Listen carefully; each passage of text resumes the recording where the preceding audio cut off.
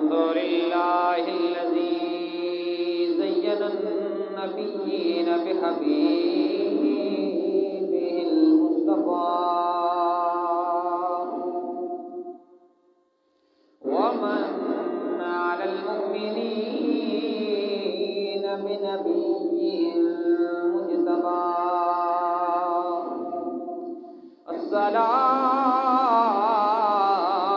والسلام على رسوله محمد خير الورى وعلى آله وأصحابه وأزواجه أجمعين. أما بعد فأعوذ بالله من الشيطان الرجيم. بسم الله الرحمن الرحيم. في جنات يتساءلون عن المجرمين ما سلككم في سقر قالوا لم نك من المصلين ولم نك نطعم المسكين وكنا نخوض مع الخائضين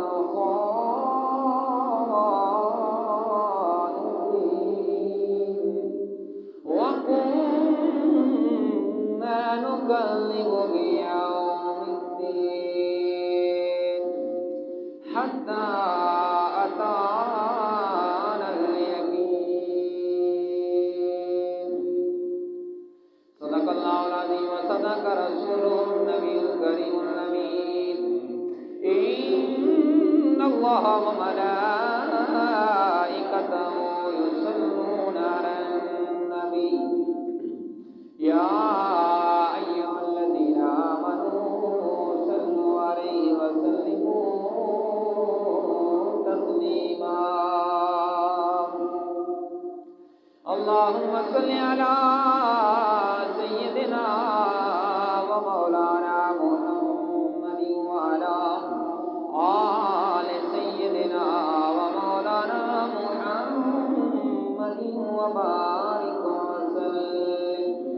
سلام اس پر کہ جس نے بے کسوں کی دستگیری کی. سلام اس پر کہ جس نے بادشاہی میں فقیری کی. سلام اس پر کہ جس کے گھر میں چاندی تھی نہ سونا تھا. سلام اس پر کہ جس کا سادہ بچھونا تھا. سلام اس پر کہ جس نے بدوؤں کو کمائی دی. سلام اس پر کہ جس نے گالیاں سن کے دعائیں دی. وڈیا مہرا والے اسایا وڈے کرم کمائے نی بھلا ککھاں وچ رلدے سن بخت میرے ککھو لکھ بنائے بھلا ہوئی. تے کلر شور زمین تے مہربانا بوٹے کرم دے لائے نی بھلا ہوئی. پتا سردار نو سارا کیتیاں دا پردے ایباں تے پائے نی بھلا ہوئی. اللہم صلی علی سیدنا و مولانا محمد وعلی آل سیدنا و مولانا محمد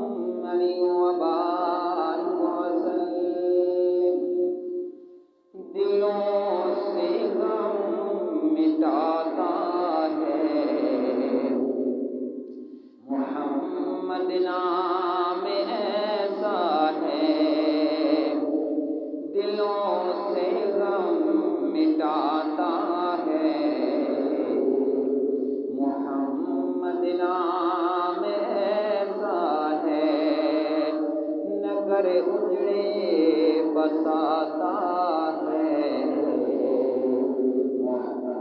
مدینہ میں ایسا ہے، نگر اجڑے بساتا ہے، محمد نام ایسا ہے، انہیں کے نام سے پائی فقیروں نے شہنشاہی، انہیں کے نام سے پائی فقیروں نے شہنشاہی، خدا سے بھی ملاتا ہے، محمد نام ایسا ہے، دلوں سے نام مٹاتا ہے، محمد نام ایسا ہے۔ بعد الحمد والثناء، نہایت واجب الاحترام معزز حاضرین و سامعین، السلام علیکم ورحمۃ اللہ وبرکاتہ۔ اللہ کریم کا لاجواب شکر ہے جس نے چند گھڑیاں اپنے پاکیزہ گھر کے اندر بیٹھ کر اپنے رب کے محبوب علیہ الصلوۃ والسلام کی تذکرے کرنے کی توفیق عطا فرمائی۔ اللہ پاک ہمارا آنا، بیٹھنا، سننا، سنانا اپنی برکات میں قبول منظور فرمائے۔ اللہ کریم نے سورۃ مدثر کے اندر ایک مکالمے کا ذکر کیا، جس میں ایک طرف سے سوال ہوتا ہے، دوسری طرف سے جواب آتا ہے۔ سوال کرنے والے خوش نصیب، خوش بخت ہیں، اہل جنت، اور جواب دینے والے اہل جہنم، دوزخی بدنصیب ہیں۔ اہل جنت سوال کرتے ہیں کہ جنات، جنت میں رہنے والے یتساءلون عن المجرمین، وہ سوال کرتے ہیں مجرموں سے، ما سلککم فی سقر، کون سی چیز تمہیں جہنم لے آئی، کون سے گناہ ہیں، کون سی غلطیاں ہیں جن کے سبب تم جہنم کی آگ میں بھڑک رہے ہو۔ تو وہ جواب دیتے ہیں، 4 گناہ گنواتے ہیں، 4 غلطیاں بتاتے ہیں کہ یہ 4 گناہ ہم کو سرزد ہوئے، جن کی بنا پر آج ہمارے نصیب میں جہنم لکھی گئی ہے۔ ان 4 گناہوں کے اوپر توجہ کرتے ہیں اور تھوڑا سا اپنا بھی محاسبہ کرتے ہیں، کہیں یہ غلطیاں ہمارے اندر بھی موجود تو نہیں، اگر ہیں تو جب تک رب نے مہلت دی ہوئی ہے، جب تک سانس کی گھڑیاں نصیب ہیں، اس سے پہلے ان گناہوں سے توبہ کر کے اللہ کریم کی بارگاہ میں سچے دل سے توبہ کریں اور ان گناہوں سے اپنے آپ کو محفوظ رکھیں۔ جنت پوچھتے ہیں ما سلککم، اہل جنت پوچھتے ہیں ما سلککم فی سقر، کون سی چیز، کون سے گناہ تمہیں جہنم کے اندر لے آئے؟ تو کہتے ہیں جواب دینے والے، قالوا لم نک من المصلین، پہلا گناہ ہمارا یہ تھا کہ لم نک من المصلین، ہم نماز نہیں پڑھتے تھے، نماز پڑھنے والوں میں سے ہم نہیں تھے، جس کی سزا میں ہم جہنم کے اندر آ گئے۔ نماز اسلام کا بنیادی رکن ہے جو کسی صورت میں بھی معاف نہیں ہے۔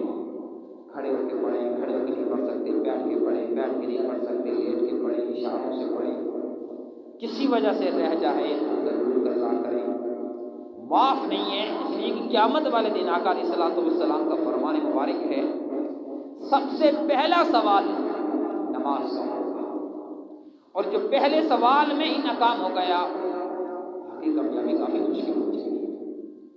اس طرح ایک بچہ پیپر دیتا ہے تو اسے سکھایا جاتا ہے کہ جب پیپر لکھو تو پہلا سوال وہ لکھنا جو صحیح آتا ہو، صاف ہو، صحیح خوبصورت کر کے، کیوں کہ دیکھنے والا جب پہلا سوال دیکھے گا تو اسے اندازہ ہو جائے گا کہ اس کے اندر کتنی قابلیت ہے، اس کی کتنی حیثیت ہے، اس کا اندر کیا کچھ ہے۔ اب قیامت والے دن جب سب سے پہلا سوال کٹہرے میں کھڑے کر کے کیا جائے گا تو پوچھا جائے گا ہاں بھائی نماز لے آپ کے سامنے۔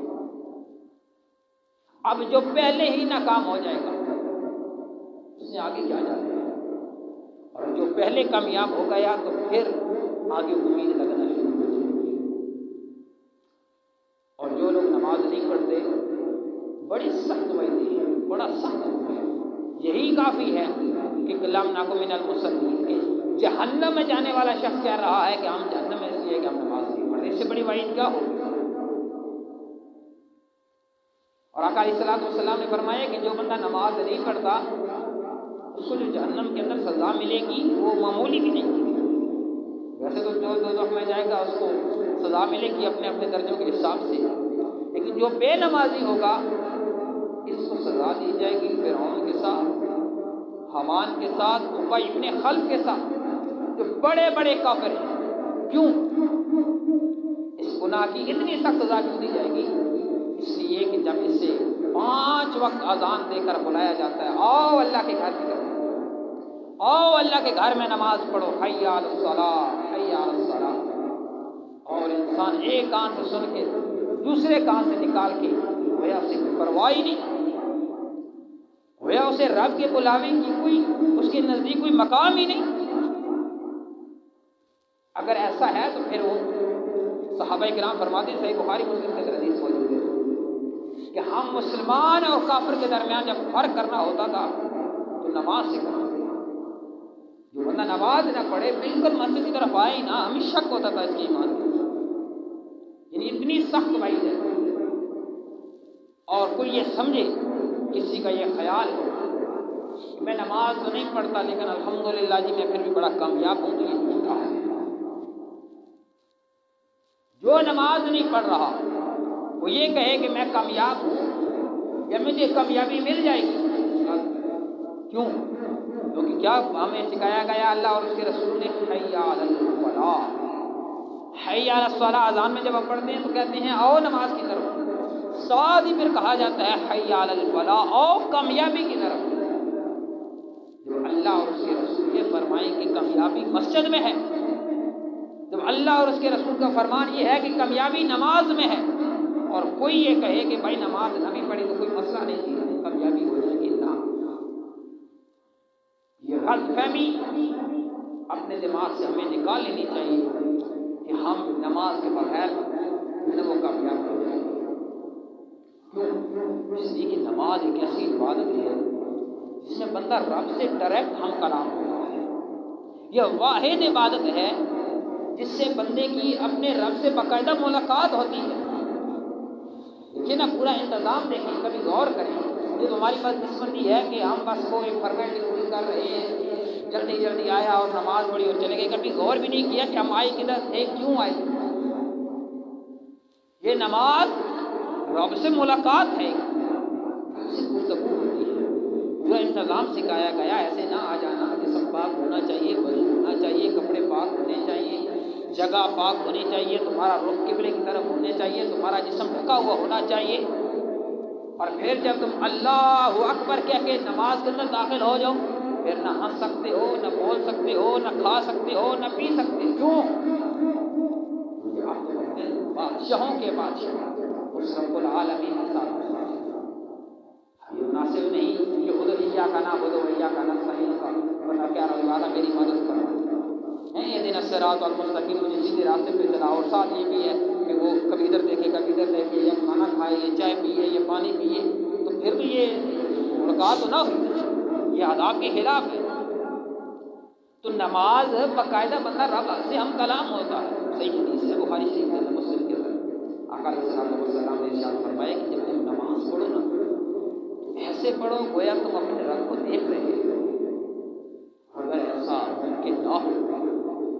कम अज कम ये ज़रूर हो कि वो रब तुम्हें देख रहा है।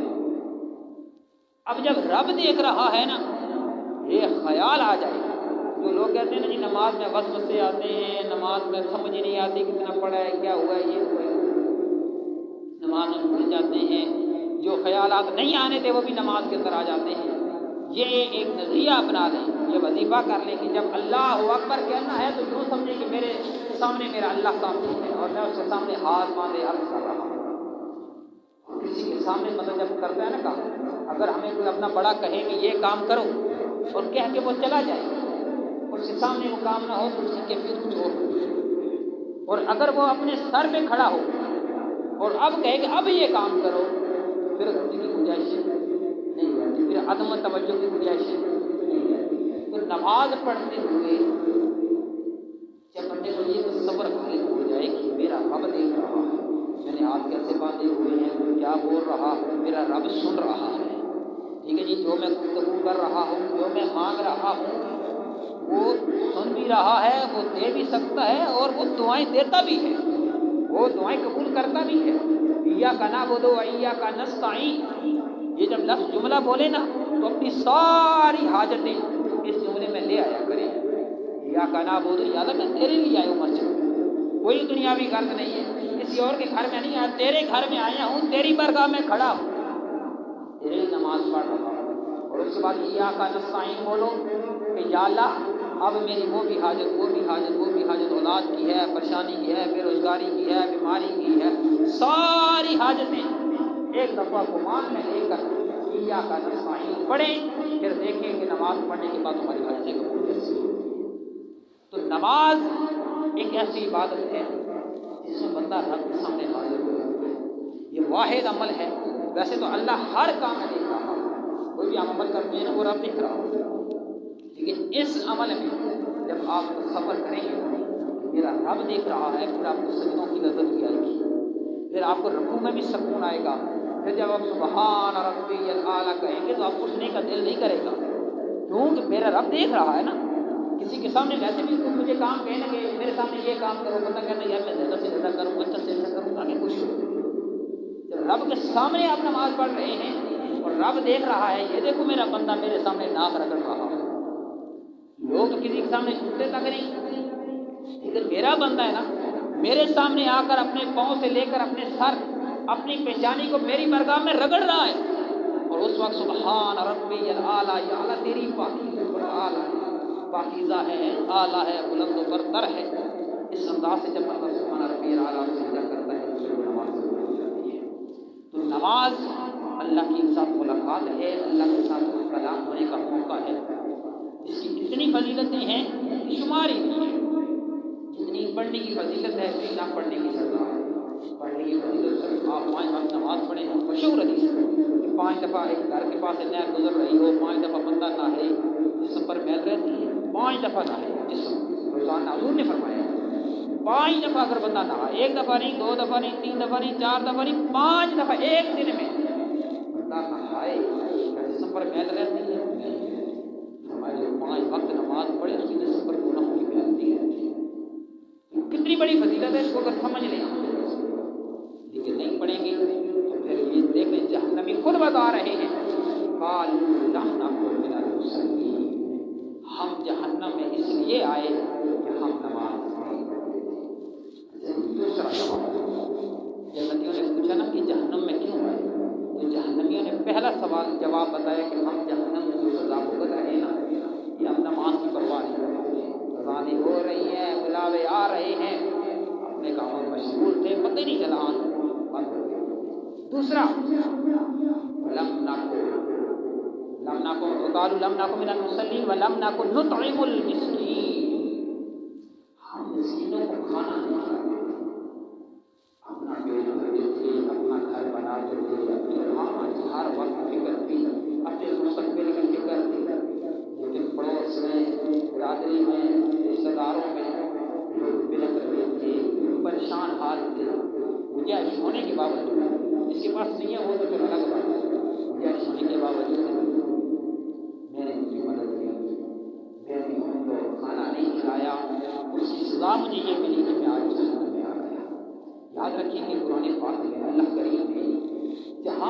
عبادات کا حکم دیا ہے، نماز کا حکم دیا، روزے کا حکم دیا، اتنی عبادات اس کے ساتھ اس کو شامل کیا کہ مسکینوں کو کھانا کھلانا، غریبوں کو کھانا کھلانا، یتیموں کو کھانا کھلانا، قیدیوں کو کھانا کھلانا، وَيُطْعِمُونَ الطَّعَامَ عَلَىٰ حُبِّهِ مِسْكِينًا وَيَتِيمًا وَأَسِيرًا۔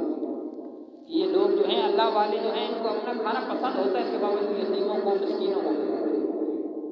اچھا، قرآن میں یہ نہیں کہا کہ یہ کھانا جو تم نے کسی کو کھلانا ہے یا خرچ کرنا ہے، یہ جو تم کماتے ہو اس سے خرچ کرنا نہیں، کہا کہ جہاں پہ میں نے جو تمہیں رزق دیا ہے اس میں سے خرچ کرو۔ الف لام میم پہلا سپارہ پہلا صفحہ کیا ہے؟ متقین کی صفات ہے، ہدی للمتقین، یہ قرآن ہدایت ہے متقین کے لیے۔ کون سے متقین؟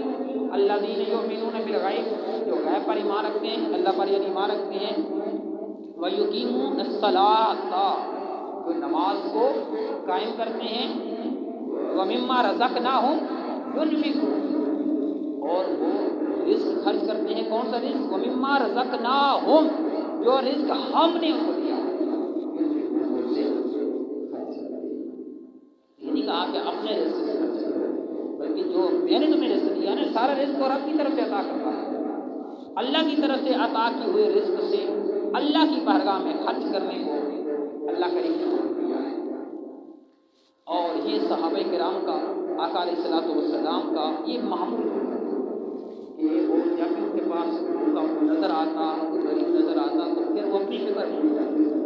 میں ایک دلچسپ واقعہ آپ کو سناتا ہوں جس سے آپ کو اندازہ ہوگا کہ آقا علیہ الصلوۃ والسلام اور صحابہ کا کیا انداز تھا دوسروں کی مدد کرنے کا۔ آقا علیہ الصلوۃ والسلام کی برگاہ میں حضرت ابو ہریرہ اس حدیث کے راوی ہیں، فرماتے ہیں کہ ان کی برگاہ میں ایک شخص آیا، آ کر کہنے لگا یا رسول اللہ صلی اللہ علیہ وسلم، میں بھوکا ہوں، میں کھانا کھانا چاہتا ہوں۔ حضور نے اپنی ازواج مطہرات کی طرف پیغام بھیجا، کسی کے پاس کچھ کھانے کا نہیں ہے تو لے جاؤ۔ اب ساری ازواج مطہرات کے پاس سوائے پانی کے کچھ، دو جہانوں کے بادشاہ ہیں، دو جہانوں کے سردار ہیں، گھر میں ازواج مطہرات فرما رہی ہیں کہ سوائے پانی کے ہمارے پاس کچھ نہیں۔ حضرت عائشہ فرماتی ہے کہ ہمارے گھر کئی دن چولہا نہیں جلتا۔ خیر یہ فقہ اختیاری تھا، یہ الگ موضوع ہے۔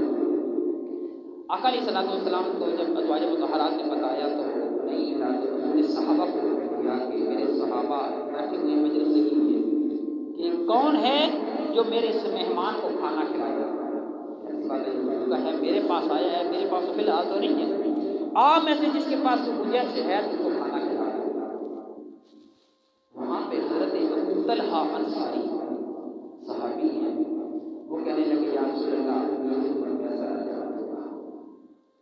حضور علیہ الصلوۃ والسلام کا یہ غلام مہمان کو لے کر اپنے گھر چلا جاتا ہے، گھر جاتے ہیں تو اپنی زوجہ محترمہ کو کہتے ہیں کہ میرے پاس مہمان ہے اور یہ مہمان اللہ اور اس کے رسول ہے، اس کو کھانا کھلانا ہے شام کو۔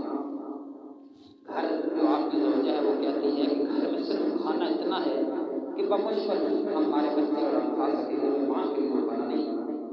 تو حضرت تعالیٰ کہنے لگے اس طرح کرو کہ بچوں کو سلا دو، بچوں کو سلا دو اور کھانا مہمان کے سامنے رکھ دو اور دیا بجھا دو۔ اب حضرت کی وقال حضرت ابو طلحہ نے بچوں کو بہلا کر سلا دیا۔ اب کھانا مہمان کے سامنے رکھا، آپ کی زوجہ بھی سامنے ہے، حضرت ابو طلحہ بھی ہیں، اور مہمان کو بٹھایا اور کہا کہ یہاں بیٹھو، آپ بھی کھاؤ، ہم بھی آپ کے ساتھ کھاتے ہیں۔ جب کھانا سامنے رکھا نا تو زوجہ کو پہلے بتایا ہوا تھا کہ دیا بند کر دینا، جب کھانے پہ بیٹھنے لگے تو وہ صحیح کرنے کے بعد نا دیا بند کر دیا۔ اب اندھیرا ہے، تینوں بندے کھانا کھا رہے ہیں، مہمان پیٹ بھر کے کھانا کھا رہا ہے اور ابو طلحہ اور اس کی زوجہ صرف محسوس کر رہے ہیں، اس کو محسوس ہونے دے رہے ہیں کہ وہ کھانا کھا رہے ہیں، خالی اللہ حضرت دیوکار میرے کریم نبی علیہ الصلوۃ والسلام کے غلام حضرت ابو طلحہ انصاری رضی اللہ تعالیٰ عنہ، آپ اور آپ کی زوجہ محترمہ اور آپ کا سارا خاندان ساری رات بھوکا رہا، اللہ کے مہمان کو، اللہ کے رسول کے مہمان کو پیٹ بھر کر کے کھانا کھلایا۔ صبح ہوئی، یہ سارا منظر میرا رب دیکھ رہا تھا اور یہ سارا منظر اپنے محبوب کو بتا رہا تھا۔ صبح ہوئی، حضرت ابو طلحہ انصاری نماز پڑھنے کے لیے حضور کی بارگاہ میں حاضر ہوئے۔ میرے کریم نبی علیہ السلام نے فرمایا، اے ابو طلحہ، آپ نے اور آپ کی زوجہ نے جو رات کو یہ قربانی پیش کی ہے، سارا منظر میرا رب دیکھ رہا تھا۔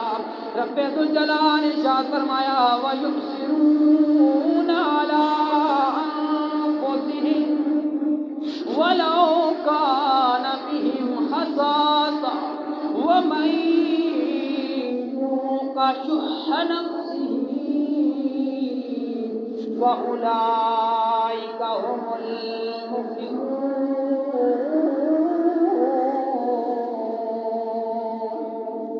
فرمایا ہے ابو طلحہ، تیرا رب فرما رہا ہے، یہ لوگ جو اپنے اوپر دوسروں کو ترجیح دیتے ہیں، خود بھوکے سو جاتے ہیں، اپنے مہمان کو پیٹ بھر کر کے کھانا کھلاتے ہیں، ان کے دل سے رب نے بخل نکال دیا، کنجوسی نکال دی۔ یہی لوگ دنیا میں بھی کامیاب ہیں، آخرت میں بھی کامیاب ہیں۔ حضرت ابو طلحہ نے خود بھوکا سو بیوی کو بھوکا سلایا، بھوکا سلایا، لیکن مہمان کو کھانا کھلایا۔ تو اس طرح کھانا کھلانے کی حوصلہ افزائی کی گئی۔ اسی طرح اگر بندے کو پتہ ہے یہ غریب ہے، اس کے پاس کھانے کے لیے کچھ نہیں ہے، اور باوجود اس کے وہ اس کی پرواہ نہ کرے، تو پھر وہ جہنم میں جائے گا۔ اور یہ جہنمی بتا رہے ہیں،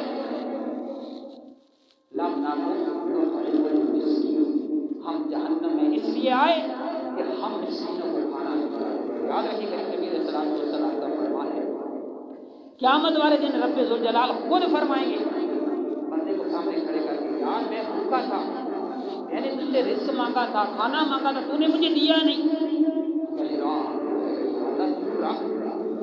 بندہ میں تجھے کھانا کیسے ڈالا، یہ اس بات سمجھ نہیں۔ رب فرمائے گا میرا خدا بندہ غریب تھا، مسکین تھا، تجھے پتہ تھا، اور تو نے اس کو کھانا نہیں کھلایا۔ اگر تو کھانا کھلاتا تو یہ سمجھ نہیں کہ تو نے اپنے رات کو کھانا کھلایا اور رات کو سے راضی ہو۔ تو کسی کو کھانا کھلاتے ہوئے، غریبوں کی مدد کرتے ہوئے یہ نہیں سوچنا چاہیے کہ میں اس کے اوپر بڑا احسان کر رہا ہوں۔ یہ احسان کوئی نہیں ہے، یہ رب کی نوازش ہوتی ہے، رب کی مہربانی ہوتی ہے، اور اس کا صلہ اپنے رب سے لینا چاہیے، کیونکہ رزق دیا ہوا بھی رب کا ہے، اور اس کے دیے ہوئے اسی کے نام پہ جب ہم خرچ کریں گے تو اسی کی برگاہ سے انعامات ملیں گے۔ تیسرا گناہ جو اہل جہنم بتائیں گے کہ ہم جہنم میں کیوں ہیں۔ تیسرا گناہ کہیے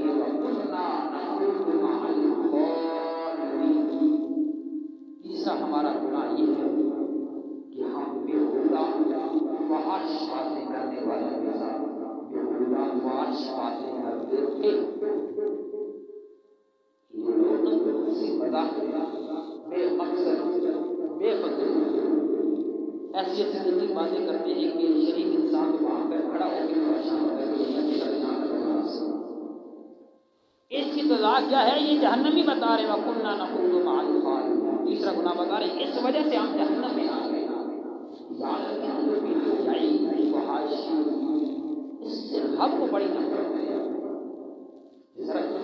لوگوں کو بھی نفرت ہے نا، یہ اللہ تعالیٰ غیرت کی وجہ سے رب نے اس کو حرام کیا۔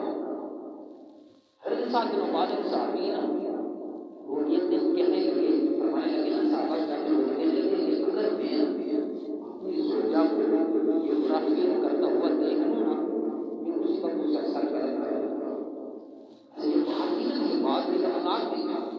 صحابہ نے حضور کو بتایا، رسول اللہ کو صاحب بن عبادہ یہ کہہ رہے ہیں کہ اگر میں اپنی بیوی کو ایسا کرتا دیکھ لوں، خدا نہ کرتا میں اسے قتل کر دوں گا۔ انہوں نے فرمایا تمہیں سعد بن عبادہ کی غیرت پہ حیرت ہو رہی ہے؟ فرمایا اس سے زیادہ غیرت مند میں ہوں، اور مجھ سے زیادہ غیرت مند اللہ ہے، جس کی وجہ سے رب نے زنا کو حرام کیا ہے۔ کہ فحاشی کو جو رب نے حرام کیا ہے صرف غیرت کی وجہ سے۔ اور آپ نے کبھی غور کیا ہے کہ جتنے بھی گناہ ہیں سب کی حدیں ہیں، سب کی سزائیں ہیں، لیکن جو زنا کی حد ہے کہ اگر غیر شادی شدہ زنا کرے کیا سزا ہے؟ 100 کوڑے، اور شادی شدہ اگر زنا کرے شریعت پر کیا حد ہے؟ سنسار۔ سنسار کا کیا مطلب ہے؟ کہ اسے میدان میں کھڑا کرو اور اس بے حیا شخص کو پتھر مارتے رہو، اس وقت تک مارتے رہو جب تک اس کی سانس نہیں ہوگی۔ ہمارے سامنے بڑا امن کا دین ہے، بڑا امن کا دین ہے، بڑے ہی اس کے اندر رحم ہے، لیکن جو بے حیا ہو جائے شادی شدہ ہونے کے باوجود کیا سزا ہے؟ کہ اسے پتھر مارو مارتے رہو، اس وقت تک مارتے رہو جب تک مارنا چاہیے۔ اور یہ بھی یاد رکھیں کہ اس کی جب یہ گناہ ثابت ہو جائے شریعت طور پر اس کی معافی نہیں ہے۔ اگر کسی کو بندہ قتل کرے نا، قتل، اگر مقتول معاف کر دے تو بچ لیتا، اگر مقتول معاف کر دے تو معاف کرے، لیکن یہ سزا ایسی ہے، یہ جو جرم کرے گا کوئی معافی نہیں ہے۔ اس میں اگلا جو متاثر ہے بے شک معاف کرتا رہے، کوئی معافی نہیں ہے شریعت طور پر۔ اتنی نفرت ہے اللہ، اس لیے کہا کہ آقا علیہ السلام نے فرمایا کہ جب تمہارے اندر حیا ختم ہو تو بس ناماشی، پھر جو تم مرضی کرتے ہو۔ کیوں؟ کیونکہ یہ حیا ایسی چیز ہے، یہ شرم ایسی چیز ہے جو انسان کو اخلاق کے دائرے میں کرے۔ ایسا لوگ کہتے ہیں یہ تو بندے سے کیا پتہ سمجھائے کہ یہ ہے ہی بے شرم۔ بے شرم کا لفظ جو ہے نا یہ بڑا خاص ہے۔ یہ آقا علیہ السلام نے فرمایا کہ جب تمہارے اندر حیا ختم ہو جائے پھر آزاد ہو، کیونکہ پھر روکنا ممکن ہی نہیں ہے نا۔ جس کے اندر غیرت نہیں ہے، جس کے اندر شرم نہیں ہے، جس کے اندر حیا نہیں ہے، پھر اس سے بندہ سمجھائے کہ نہیں آپ کو اس طرح کیا کرو، اچھا بات کیا کرو، نہ کرو، اس کو جاری نہیں ہے کسی چیز میں۔ تو حضرات یہاں پر جو جہنمی تیسرا گناہ بتا رہے ہیں، بہت بڑی باشی کا ذکر، ہم صرف اس کا کہ ہم یہ گفتگو نہیں کرتے، ایک گندی باتیں کرتے، فضول باتیں کرتے تھے، اس کی وجہ سے ہمیں پتہ ہی نہیں چلا ہوتا۔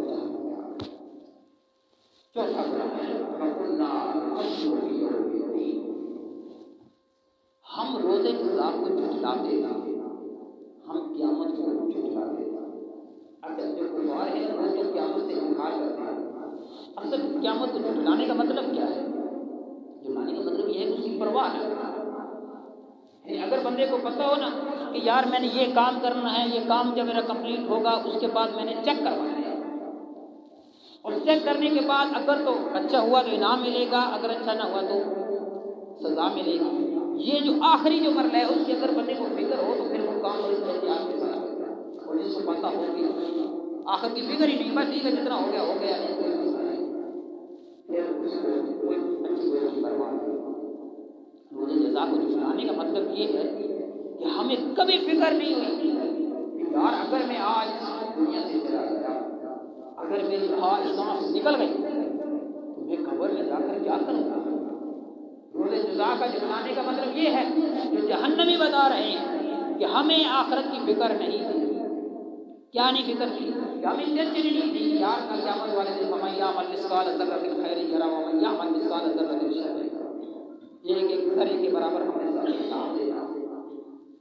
جب کچھ حساب کی ہمیں فکر نہیں تھی اور ہم آزاد گھومتے رہے، ہم نے کہا بڑی زندگی ہے، بڑا ٹائم ہے، بڑا وقت ہے، بہت ہے، کر لیں گے نیکیاں، کر لیں گے توبہ، کر لیں گے عبادت، بس اس چکر میں رہے، آخر کی فکر نہیں کی، اور آخری جملہ یہ 4 گناہ کرنے کے بعد پہلا بتایا قالوا لم نکن من المصلین ولم نکن نطعم المسکین وکنا نخوض مع الخائضین وکنا نکذب بیوم الدین۔ 4 گناہ جہنمی خود بتا رہے ہیں۔ ہم جہنم میں اس لیے آئے، ہم نماز نہیں پڑھتے تھے، ہم مسکینوں کو کھانا نہیں کھلاتے تھے، ہم بے الٹا فاش باتیں کرنے والوں سے باتیں کرتے تھے، ہم آخرت کو جھٹلاتے تھے، اور آخری بات کہتے ہیں ہم ان گناہوں میں مبتلا تھے نا حتی اتانا الیقین، یہاں تک کہ یقینی چیز آ گئی۔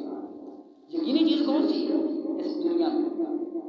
کوئی یقین نہیں سوائے ایک، اس سے ساری دنیا ختم ہو گئی، اور وہ ہے موت۔ لوگ خدا کا بھی انکار کر سکتے ہیں لیکن موت کا نہیں کر سکتے، اللہ کے رسولوں کا انکار کر سکتے ہیں لیکن موت کا نہیں کر سکتے۔ کہہ رہے ہیں کہ ہم یار روزہ باتوں میں مصروف تھے، بے نمازی میں مصروف تھے، مسکینوں کی کبھی پرواہ نہیں تھی، آخر کی فکر نہیں تھی، یہاں تک کہ ہمیں پتہ ہی نہیں چلا، ہمارے تو کام بھی ادھورے رہ گئے، ہمارے تو منصوبے بھی ادھورے رہ گئے، ہمارے تو بڑے بڑے ہم نے پلان تھے اس بار میں جب کریں گے یہ معاملات ہم نے کرنے ہیں، اگلے سال اس سے اگلے سال اس سے اگلے سال اس سے اگلے سال، ٹھیک ہے جی 4 سال بعد ریٹائر ہو کے یہ کروں گا، اس کے بعد پھر کاروبار کر کے پھر جو پیسہ آئے گا پھر یہ کروں گا، وہ ایک لمبے پلان بنائے ہوئے تھے، اچانک کیا ہوا خطہ گناہوں کی طرف مبتلا تھے، خبر ہی نہیں ہوئی، پتہ ہی نہیں چلا کہ موت آ گئی، اس کی وجہ سے آپ جہنم میں گئے۔ حضرت جی بتا اور بہت قریب ہے اور انسان کو یاد کرتی ہے، اور میں کہتا ہوں کہ اکثر یہ بولتا ہوں یا صرف اگر انسان رات کو سوتے وقت یہ تصور کرے کہ میں نے مرنا ہے، میں نے چلے جانا ہے، یقین جانیے نہ ان مکانوں کی ٹینشن، نہ پلاٹوں کی ٹینشن، نہ بینک بیلنس کی ٹینشن، نہ اولاد کی ٹینشن، نہ کسی کی، ساری ٹینشنیں ختم ہو جاتی ہیں کہ اگر خیال آ جائے ہر ہو سکتا ہے، آج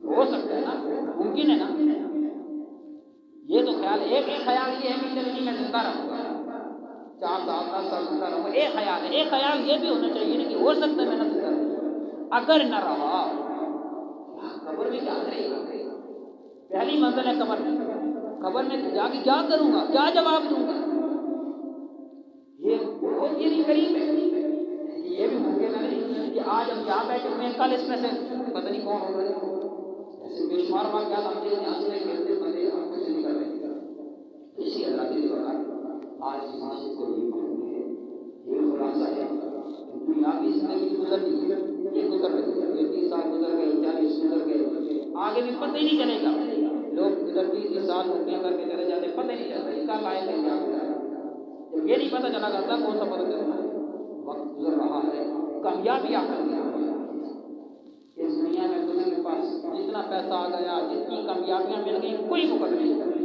کامیابی تبھی ہے جب آپ قبر میں جائیں، سونے نبی کی زیارت ہو اور قبر کو شامل ہو جائے، کامیابی تبھی ہے کہ جنت قبر میں جاؤ تو رحمت کے فرشتے تمہارا استقبال کریں، پھر اس دنیا میں تکلیفیں کاٹی ہیں، غربت کاٹی ہے، ٹینشنوں میں زندگی گزاری، ساری تھکاوٹیں گزر جائیں گی، پھر جنت کی کھڑکیاں کھول دی جائیں گی، پھر ساری جو ہے نا وہ جنت سے لے کر قبر تک سارے منظر اس کے سامنے رکھ دی جائیں گے، ساری تھکاوٹیں اتر جائیں گی، لیکن خدا نہ خاص اللہ نہ کرے اس کا دوسرا آپ کو والا معاملہ بن جائے اور ہم ہنستے کھیلتے اس دنیا کی فکر میں ہی یہاں سے روز ہمارا حق آنا یقین والی بات ہو جائے، اور پھر یاد رکھیے آخری بات، آخری جملہ کہ آج ہماری آنکھوں سے نکلا ہوا ایک آنسو کا قطرہ ہماری زندگی کے سارے گناہ مٹا سکتا ہے، اور وہ ختم ہو گئے۔